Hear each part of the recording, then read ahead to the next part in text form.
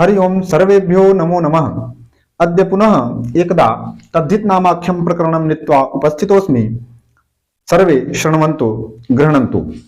देखिएगा, तद्धित नाम का प्रकरण चल रहा है, अपत्याधिकार है। अपत्य का जो है प्रकरण है अपत्यम पौत्र प्रवृत्ति गोत्रम। यह सूत्र है 4.1.162 का। यह सूत्र कहता है कि अपत्यत्वेन विवक्षितम पौत्रादि गोत्र संज्ञम स्यात्। गोत्र संज्ञा करेगा, ठीक है ना। संज्ञा सूत्र है, गोत्र संज्ञा करेगा। परीक्षा में पूछा जाता है, तद्धित की जब बात होगी तो पूछा जाएगा तद्धित प्रकरण में कि गोत्र संज्ञा करने वाला सूत्र कौन सा है। तो आप लिखेंगे अपत्यम पौत्र प्रवृत्ति गोत्रम।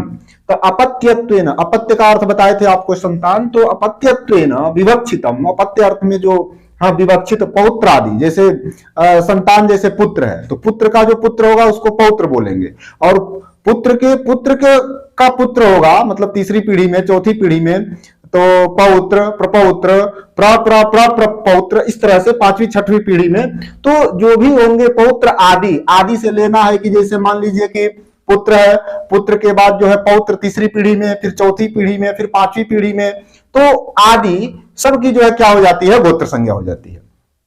गोत्र क्या है, जैसे कि किसी का गर्ग गोत्र होता है, कोई गौतम गोत्र का है, कोई पाराशर गोत्र का है, कोई पयासी गोत्र का है। तो जो ऋषि हैं उनके जो वंशज हैं, जैसे गर्ग गोत्र है, गर्ग नाम के ऋषि हुए और उनके जो वंशज हैं तो वही गोत्र की परंपरा चली आती है। तो गोत्र संज्ञा होती है, जैसे कि मान लीजिए कि औपगवा, अभी उदाहरण बताएंगे यहां पर, ठीक है। तो तीसरी चौथी पीढ़ी में भी जो है पुत्र आदि की जो है क्या होती है, पुत्र के बाद पौत्र है, पौत्र के बाद हाँ चौथी पांचवी पीढ़ी जो है वो गोत्र संज्ञा होती है। तो गोत्र संज्ञा करने वाला सूत्र है, इतना आप जरूर जानेंगे तद्धित प्रकरण में। उसके बाद एक सूत्र आएगा एको गोत्रे।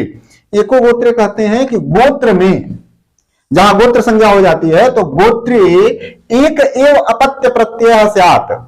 ये नहीं कि जैसे अपत्य अर्थ में जैसे उपगु की संतान है तो उसको औपगवा बोलेंगे, ध्यान दीजिएगा थोड़ा। उपगु की जो संतान है उसको क्या बोलेंगे, औपगवा बोलेंगे। वो तो अपत्य अर्थ में बताए थे, तस्यापत्यम सूत्र से जो है अप्रत्यय करके, और कल वाले प्रकरण में समझाए थे औपगवा बनता है।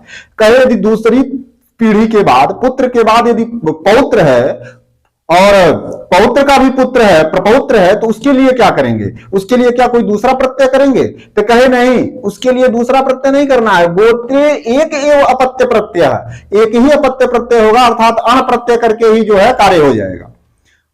पुत्र के लिए भी जो है औपगवाह बनेगा, प्रपौत्र के लिए भी जो है अण प्रत्यय करके औपगवाह बनाएंगे। वही सूत्र ये काम करता है कि गोत्रे एक एव अपत्य प्रत्यय स्यात्, ठीक है। तो पुत्र के लिए भी, पौत्र के लिए भी, प्रपौत्र के लिए भी एक एव प्रत्यय स्यात्, अर्थात अण प्रत्यय स्यात्। बस इतने समझना है आपको।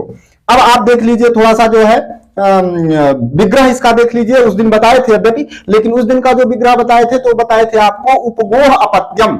आज का थोड़ा सा विग्रह जो है बनेगा एक ही चीज, थोड़ा सा जो है अंतर है। उपगोह गोत्रापत्यम औपगवः ऐसा बनता है, ठीक है। लोक सिद्धांत कौमुदी में है, आप खोल करके वहां पर प्रकरण देख लीजिएगा, अच्छे से समझ लीजिएगा। फिलहाल यहां पर नोट बुक में आप नोट कर लीजिए इतनी बातें।